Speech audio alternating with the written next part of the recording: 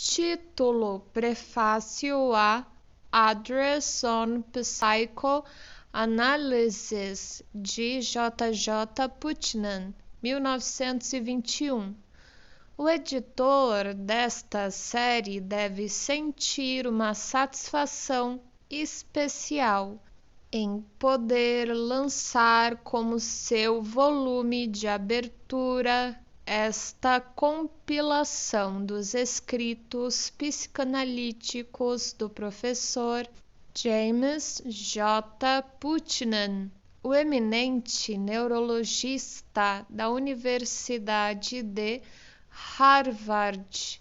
O professor Putnam, falecido em 1918 com a idade de 72 anos, foi não apenas o primeiro americano a interessar-se pela psicanálise, mas logo se tornou o seu mais decidido defensor e representante mais influente nos Estados Unidos, em consequência da reputação estabelecida que granjeara por suas atividades de professor, bem como por sua importante obra no domínio da enfermidade nervosa orgânica, e graças ao respeito universal que sua personalidade desfrutava, pôde fazer, talvez,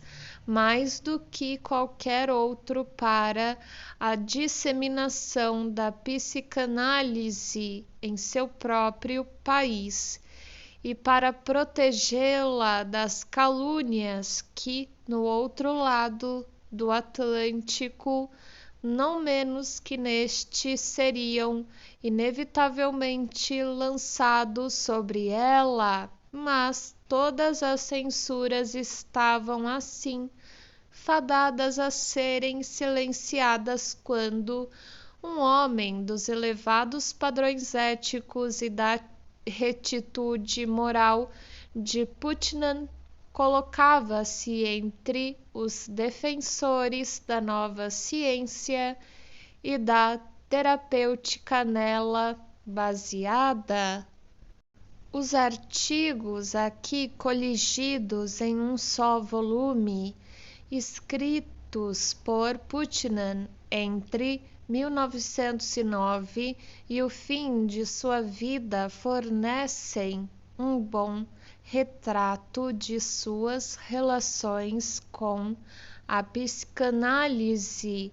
Mostram que esteve, a princípio, ocupado em corrigir um juízo provisório que se baseara em conhecimentos insuficientes. Mostram como depois aceitou a essência da análise, reconheceu sua capacidade de lançar uma luz esclarecedora sobre a origem das imperfeições e fracassos e como ficou impressionado pela perspectiva de contribuir para a melhoria da humanidade segundo as linhas da análise, como então se convenceu por suas próprias atividades médicas da verdade da maioria das conclusões e postulados psicanalíticos, dando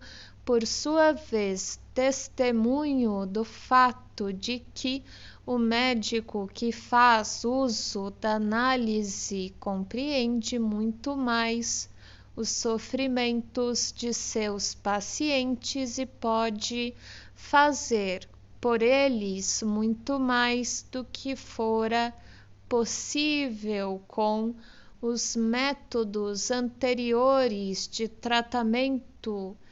E finalmente mostram como começou a estender-se além dos limites da análise, exigindo que como ciência ela se ligasse a um sistema filosófico específico e que sua prática fosse manifestadamente associada a um conjunto especial de doutrinas éticas. Assim, não é de admirar que um espírito com tendências tão preeminentemente éticas e filosóficas como o de Putnam houvesse desejado, após haver mergulhado profundamente na psicanálise, estabelecer a relação mais estreita entre ela e os objetivos que estavam mais chegados ao seu coração. Contudo, seu entusiasmo tão admirável em um homem de sua avançada idade não conseguiu arrastar outros consigo. Os mais jovens permaneceram frios. Foi especialmente Ferenczi quem exprimiu o ponto de vista oposto. A razão decisiva para a rejeição das propostas de Putnam foi a dúvida sobre qual dos incontáveis sistemas filosóficos deveria ter aceito, de vez que todos pareciam repousar em uma base igualmente insegura, e desde que tudo até então havia sido sacrificado em benefício da relativa certeza dos resultados da psicanálise, pareceu mais prudente esperar e descobrir se uma atitude específica para com a vida poderia ser compelida sobre nós com todo o peso da necessidade pela própria investigação analítica.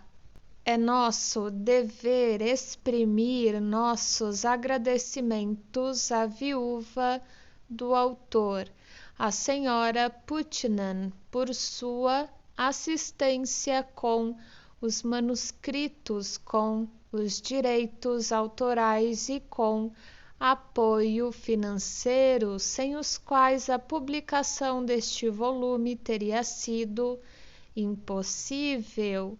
Não havia manuscritos ingleses acessíveis no caso dos artigos de número 6, 7 e 10. Foram traduzidos para o inglês pela doutora Catherine Jones, a partir do texto alemão que se originara do próprio Putnam.